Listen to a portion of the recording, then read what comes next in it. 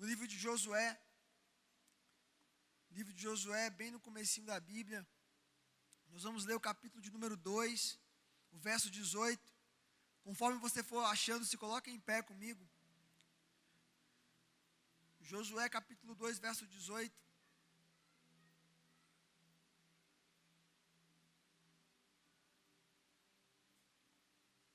Quem achou diz amém. Eita. Se coloque em pé comigo para a leitura. Eu sei que está aqui atrás projetado, mas uma questão de reverência, só para nós lermos o texto da palavra de Deus. Josué capítulo 2, verso 18. A Bíblia diz assim: se vindo nós à terra, e não atares este cordão de fio de escarlata à janela por onde nos fizeste descer, e se não recolheres em casa contigo a teu pai, e a tua mãe, e teus irmãos, e a toda a tua família de teu pai, será, pois, que qualquer que sair fora da porta da sua casa, o seu sangue será sobre a sua cabeça. Seremos sem culpa, mas qualquer que estiver contigo em casa, o seu sangue será sobre a nossa cabeça, se nele se puser a mão. Também, se tu denunciares esse negócio, seremos desobrigados do teu juramento, que nos fizeste jurar. E ela disse: conforme as vossas palavras, assim seja. Então os despediu, e eles se foram. E ela atou o cordão de escarlata à janela. Pode se assentar.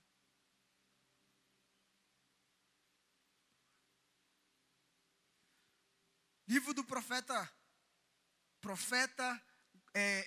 líder do exército, do homem que conquistou a terra prometida, Josué. A gente tem a entrada do povo na terra prometida. Moisés morre, ele sobe o monte, depois de ele é sepultado por Deus, literalmente. A Bíblia vai dizer que Josué, ele assume o comando do povo de Israel. E aí esse Josué está com o povo reunido antes do Jordão, se preparando para entrar na terra que Deus havia prometido a Abraão. E eles estão agora numa situação completamente diferente. Eles que foram um povo que caminhou no deserto, agora não estão apenas caminhando em direção à terra prometida, agora eles vão ter que conquistar a terra prometida. Então eles não estavam mais apenas ouvindo aquilo que Deus havia prometido, eles iriam entrar literalmente na promessa de Deus. E para você entrar na promessa de Deus, e quando a gente olha para o povo de Israel, a gente descobre que eles teriam que lutar para conquistar aquilo que Deus havia prometido. E aqui eu já quero começar a pregar para você nessa noite. Porque Deus, ele pode te preparar para as promessas dele, mas você, com aquilo que Deus te forjou, vai ter que lutar para conquistar aquilo que Deus tem para você. Aí a Bíblia vai dizer que o povo está diante da primeira cidade. E nós temos dois povos. O povo de Israel, que nós já conhecemos a história, e nós temos o povo de Jericó. O povo de uma cidade fortificada. A história vai dizer, Flávio Josefo, no livro do escritor aos Hebreus, ele vai dizer que o muro de Jericó era tão espesso, tão grande, que se você pegasse dois carros de boi, colocasse um do lado do outro, você passava os dois, porque era muito espesso o muro. Era coisa de 5 a 6 metros, a dimensão da espessura daquele muro, era algo muito grande, muito poderoso. E nós temos um povo que está ali literalmente protegido por esse muro, e está ali atrás dessa muralha, e nós temos um povo que está fora da muralha, que está indo conquistar aquilo que Deus tinha para eles. Só que o povo que estava aparentemente fortalecido, aparentemente forte, aparentemente iria resistir ao ataque de Israel, agora eles estão dentro da muralha, só que com medo. A Bíblia diz que eles estão com medo, pastor Robinho, com medo daquilo que eles ouviram sobre o Deus do povo que estava lá fora. Eles estavam aparentemente protegidos com uma segurança que eles achavam que estava tudo bem. Mas quando eles começaram a ouvir sobre o Deus que estava guiando aquele povo em direção à terra deles, eles estremeceram. A história é tão antiga que a gente tem que voltar um pouco no tempo para conseguir entender quem é esse Deus. Porque a gente sabe que existe o povo de Israel, mas acima de um povo existe um Deus. Olha que interessante, a Bíblia diz que certo dia Deus vira para um homem chamado Abrão e diz: sai da tua terra, da tua parentela e vai para onde eu vou te mostrar. E a Bíblia diz que Abrão sai da sua terra, da sua parentela, e Deus faz uma promessa para ele que iria fazer dele uma grande nação. Mas olha que belo que diz a história de Abrão. Ele vai estar um dia já velho, cansado. Deus chama ele para conversar e fala assim: Abrão, eu farei de ti uma grande nação. Só que ele começa a rir, porque ele já é velho. E ele diz assim: como eu vou ter prazer com a minha senhora? Porque eu já sou velho. Como uma senhora idosa vai poder gerar um filho?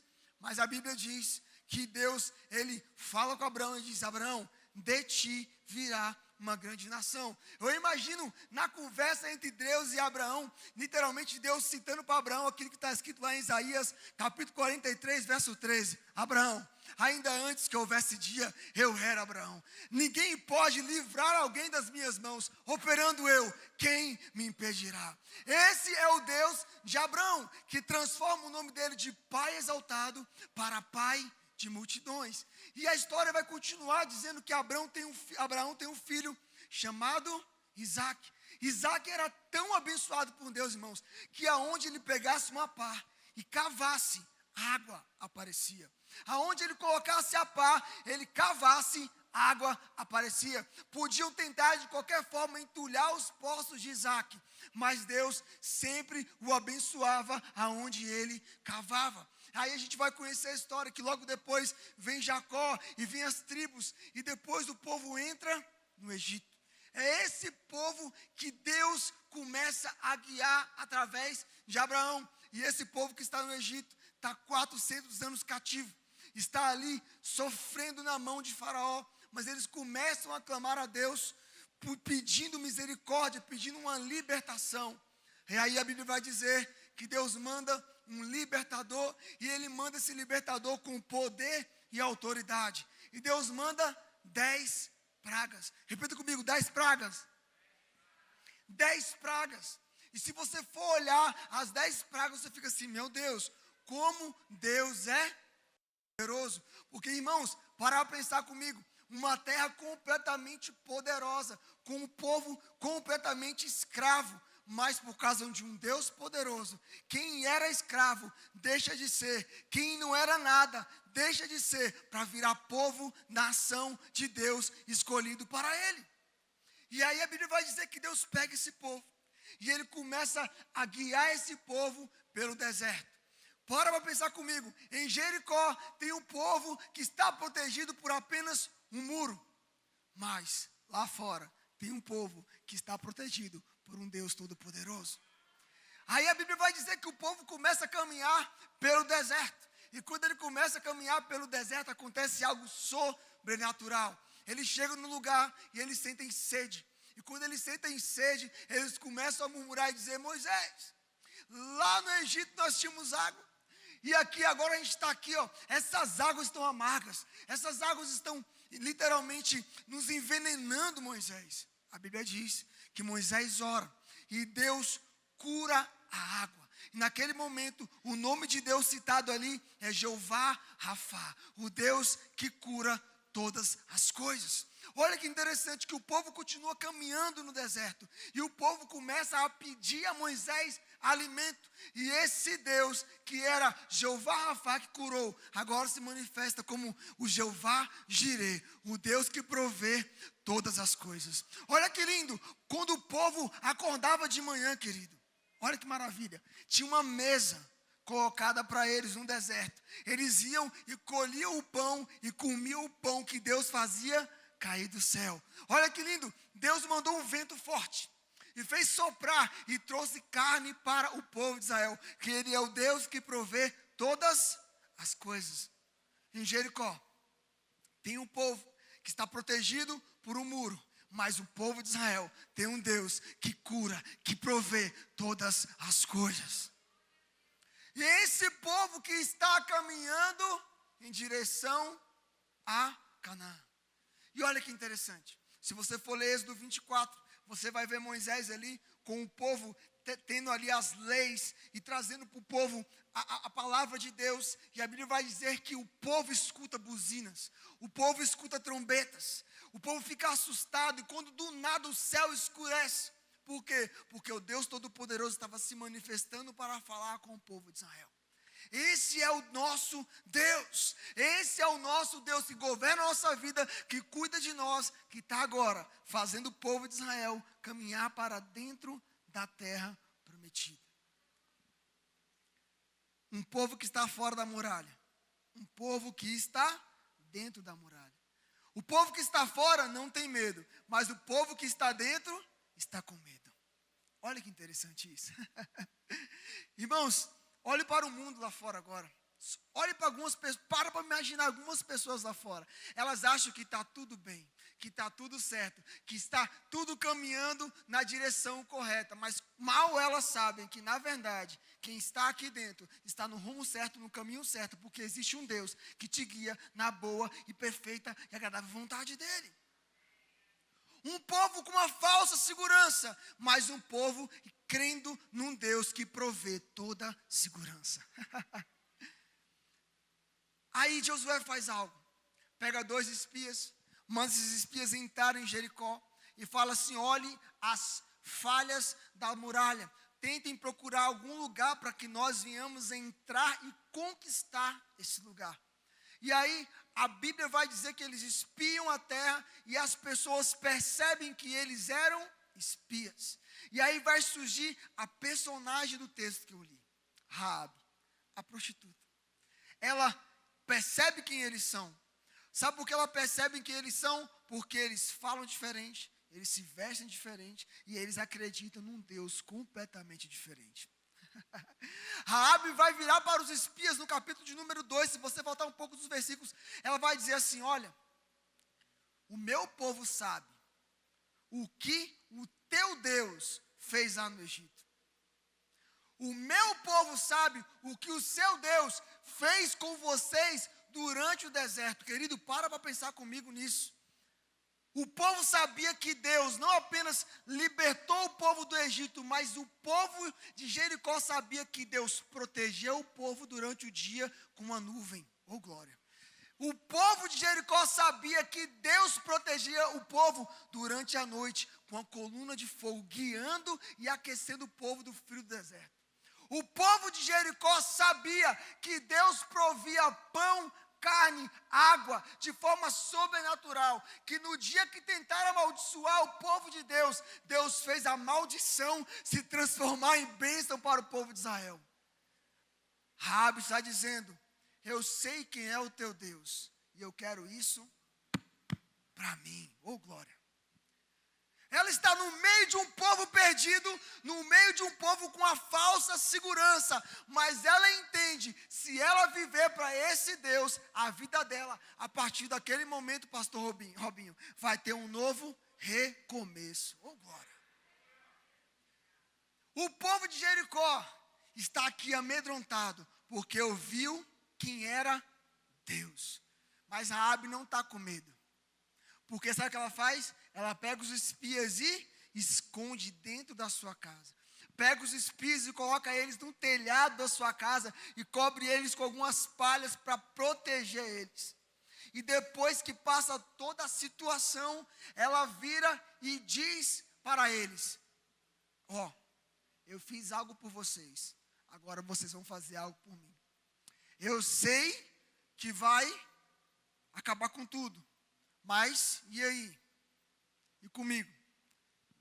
Irmãos, os espias fazem uma promessa para ela. Você vai pegar esse fio, você vai botar na sua janela, e quando tudo ruir, o fio que tiver na sua janela é símbolo de que nós não vamos tocar na sua casa.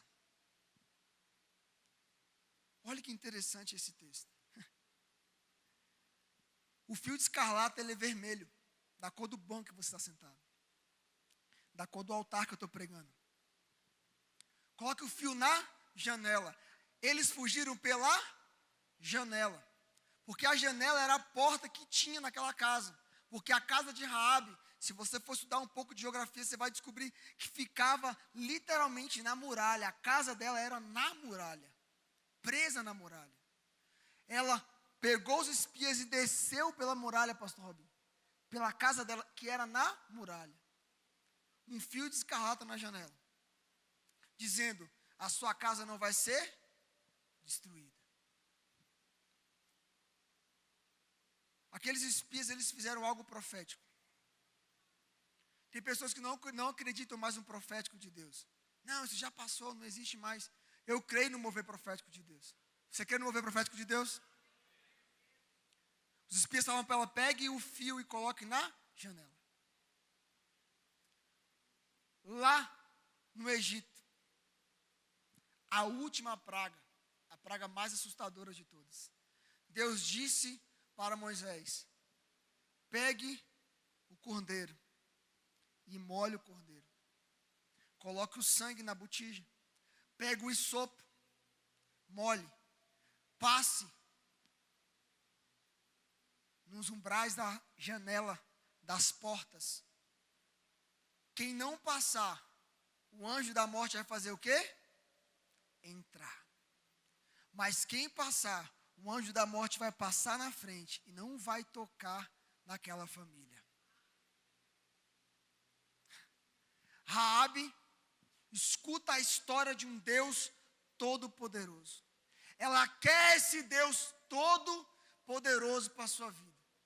E agora ela recebe uma marca, pastor Robinho. Pastor Robinho estava orando aqui e falou assim: você foi marcado hoje. Eu falei: deixa ele pregar, porque aí ele já está falando minha pregação. Ela recebe uma marca.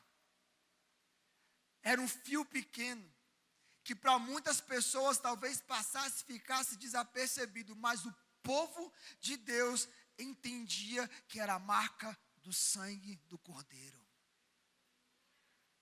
O sangue do Cordeiro, que quando é passado na porta, o anjo passa na porta, mas ele não pode entrar, porque existe um sacrifício feito, dizendo: há remissão, há perdão, há reconciliação, há um recomeço através da marca do sangue. A casa de Raabe está marcada. A Bíblia vai dizer assim, que Raabe faz tudo o que eles falaram. Coloca o fio, tudo. Aí a Bíblia vai dizer que acontece várias outras coisas, mas no capítulo 6 o povo está preparado para entrar em Jericó. E aí eles rodeiam 7 dias, 7 vezes cada dia. 7 dias, cada dia uma vez. No último dia eles rodearam 7 vezes. No último dia, quando eles gritaram, o que aconteceu com as muralhas? Elas fizeram o quê? Foram para o chão. Lembra que eu falei que a casa de Raabe era onde? Na muralha. Deus falou que as muralhas iriam cair. Mas a Bíblia vai dizer no capítulo 6, que os espias foram na casa de Raabe, tiraram Raabe e a sua família, e tudo que eles tinham. Fala assim, os jovens e os espias. Era um grupo que fez literalmente, pastor, a mudança de Raabe para outro lugar. Sabe por quê? Quem tem a marca do sangue, querido, tudo ao redor pode ruir, mas a sua casa continua de pé.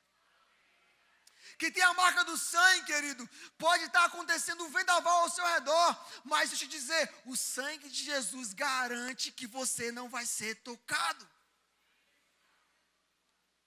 Raabe, ela está dentro de casa com aquele fio ali, dizendo: existe uma marca em você. 2 Coríntios capítulo 5 vai dizer que o penhor do Espírito nos foi outorgado. Sabe o que é isso? Está aqui meu celular, na minha mão. Digamos que eu precise hoje do seu carro emprestado. E eu viro para você: se me empreste seu carro, que eu preciso ir ali resolver um problema. Mas o meu celular é a garantia de que eu vou devolver o seu carro. Tem gente que fala assim: nossa, mas um celular por um carro, né? Mas o celular tem tanta mensagem no WhatsApp que você... Um celular é uma garantia que eu estou dando, que eu vou devolver para você o seu carro. Quando a Bíblia diz que o Espírito do Senhor não foi outorgado como um penhor, é que Deus nos deu o Espírito dele como uma marca. É uma garantia, querido. É uma garantia. Vou te falar algo. Sabe o que diferencia, literalmente, o povo de Deus e o povo do mundo? É uma marca. Uma marca. Que é um selo que Deus fez em você que ninguém mais pode tirar. Apocalipse fala da marca do homem, do 666, a marca da besta, o número do homem. Deixa eu te falar, esse mundo tem tentado implantar isso em nós, viver para essa humanidade, viver aqui para essa terra, viver pensando apenas aqui. Mas deixa eu te falar uma coisa, quem tem a marca do sangue, não liga para Jericó que está indo, porque ele está indo para uma terra prometida. Raabe é retirada de casa, com tudo que tinha, e ela vai morar no meio do povo da promessa. Ei, escute uma coisa. Quando você é marcado por Deus, você pode não ter nada, você pode ter um passado que te condena, mas por causa da marca do sangue, você começa a caminhar como um filho, uma filha das promessas de Deus, querido. Raabe agora não era mais povo, não era mais ninguém, agora ela é povo, ela é nação escolhida, de exclusividade de Deus. Então tudo aquilo que Deus prometeu para Israel, também havia prometido para ela, querido. Para pensar comigo nisso, olha como Deus é um Deus de recomeço, porque Deus, Ele apaga o nosso passado, mas ele ele esquece o nosso passado, mas ele não apaga a nossa história. Deus, ele apaga o nosso pecado, joga no mar de esquecimento, mas ele não apaga a nossa história. Sabe por quê? Porque Deus não apaga a nossa história? Simples, para que você não volte para o lugar da onde você estava. Porque o que Deus tem para você é muito maior, querido. Raabe, oi. Você era uma prostituta, mas você não é mais. Você agora é povo. O seu passado foi apagado. Os seus pecados foram apagados, mas o seu passado te deixa um legado para você não querer mais voltar para lá. Sabe por que Deus é Deus de recomeço? Não apenas porque Ele nos deixa esse passado para que a gente venha criar maturidade, mas Deus é Deus de recomeço, querido. Simples. Isso é belo demais. Porque Deus, Ele não só esquece os nossos pecados, mas Ele nos dá uma oportunidade de viver uma nova vida. Por que isso? Leia na Bíblia, livro de Josué, vai falar sobre Raabe. Evangelho de Mateus, Evangelho de Lucas, e lá, na galeria da fé, Raabe vai ser citada. Quantos outros poderiam ter sido citados na galeria da fé, mas Raabe foi citada. Sabe por que ela foi citada? Porque ela decidiu tomar uma decisão. E a decisão que ela tomou arriscou tudo que ela tinha. Ei, vou te falar algo. Você quer um tempo de recomeço? Você precisa começar a colocar tudo que você tem diante da presença de Deus, querido. Tudo entregarei. Tudo entregarei. Sim, por ti, Jesus bendito. Sabe qual é o nosso problema? Que a gente não quer entregar. Raabe ia perder a própria vida se soubesse que ela estava escondendo os espias. Mas você quer o tempo de recomeço? Você quer que Deus lance fora o seu passado e te dê uma oportunidade de algo novo? Comece a entregar tudo para Deus. Tudo. Deus, assuma o controle de tudo. Março de 2020. Eu nunca mais vou esquecer disso, porque a gente acabou de dar 2 anos desse tempo maluco que apareceu para a gente. Eu estava indo fazer trabalho com fotografia, eu estava indo fazer um ensaio de uma grávida lá na Ceilândia, e aí eu indo, e de repente meu telefone tocou uma vez, tocou 2 vezes. Eu recebi umas 8 ligações. Normalmente eu não atendo ligação, eu respondo o WhatsApp. E eram pessoas, clientes meus, dizendo assim, ó, está cancelado, meu evento está cancelado, meu casamento está cancelado, eu não vou casar mais por causa desse negócio que está tendo aí. Na mesma hora, a minha cabeça imaginou a minha planilha. E eu pensando assim, ao menos tanto. E aí eu pensando assim no meu filho, né? Fralda. leite. Eu falei, Jesus. Fechou tudo. As minhas finanças começaram a balançar de uma forma que eu falei assim, Deus, o que está acontecendo? Mas eu entendi, querido. A muralha que eu tinha era o tanto de trabalho que eu tinha. Era a falsa segurança, pastor Robinho. Estava tudo bem, pastor Jéssica. O dinheiro que eu ganhava. Eu estava aqui num culto, irmãos. Eu recebia mensagem no WhatsApp. Oi, tudo bem? Eu vou casar tal dia. Por favor, agenda. Me manda a sua conta que eu vou transferir o dinheiro para você agora. Era assim, irmãos. Era assim, ó. 2019 eu estava rindo. Minha mãe sabe. Eu tenho 30 anos, então eu e minha esposa, meu filho era pequenininho, a gente não fazia poupança, estava nem aí. Então gastava dinheiro, ia para o shopping todo dia, não tinha um planejamento. A minha segurança era a minha força do meu braço, eu conseguia. A Bíblia diz, né? Maldito o homem que confia no homem. Esse texto, ele fala sobre o quê? Você trabalhar e confiar na própria força do seu braço. Eu com fotografia, jovem, nunca vou ficar doente, trabalho e vou ganhar meu dinheiro. Tá tudo bem. Olha a minha Jericó construída. Aí Deus veio com um tempo aonde tudo aquilo que eu acreditava estar bem, ficou péssimo, ficou horrível. Deixa eu te falar uma coisa. Aí eu entendi que a marca do sangue que tinha em mim me trazia para uma outra realidade. Você vai dar glória a Deus agora de novo, irmãos. Quando você tem a marca do sangue, tudo ao seu redor parece estar ruindo. Mas por causa da marca do sangue, ó, outra visão, outra perspectiva, você sai da realidade do natural e começa a andar no sobrenatural, querido. Não tinha. E começou a ter. Começou a aparecer gente que ia casar no ano seguinte. E começou a me contratar, não, ano que vem vai melhorar. E eu, meu Deus, amém, glória a Deus. Sabe por quê, querido?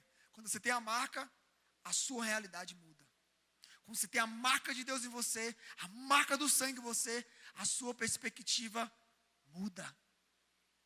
Raabe, ela, lá no Evangelho de Mateus, no capítulo 1, vai falar de uma genealogia de Jesus.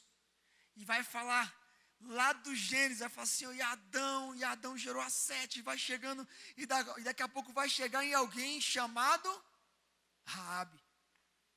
Oh, glória. A prostituta de Jericó. Que decidiu entregar tudo a um Deus todo-poderoso. Viveu o maior recomeço da sua história e entrou para a genealogia de Jesus Cristo, o nosso Senhor, querido. Escute, Deus é um Deus de recomeço, mas eu e você precisamos de uma atitude. Xandão, sobe aí com o pessoal. Fique em pé comigo, querido. Porque eu estava nessa palavra e falei assim, Deus, não adianta eu falar e a gente não orar. Eu queria chamar os pastores aqui na frente. Porque tem muitas pessoas que estão me ouvindo pregar aqui hoje, que estão em casa me ouvindo pregar hoje, que talvez vão ouvir essa mensagem depois, que tudo está ruindo para você. Mas deixa eu te falar uma coisa, nessa noite Deus quer te marcar com o selo do seu espírito. Deus quer te marcar com a marca do sangue do Filho dele. E essa marca te garante que mesmo que todo muro caia ao seu redor, que todo mundo desabe, a sua casa vai permanecer de pé, querido. A sua vida vai permanecer de pé, querido. Os diáconos, os intercessores, pode vir aqui para frente. Eu queria orar com você hoje. Eu queria orar com você hoje que está com medo de tudo ruim. Eu queria orar com você hoje que está com medo de tudo entregar para Deus. Eu queria orar com você hoje que está com medo do inimigo que está lá fora. Ei, deixa eu te falar uma coisa.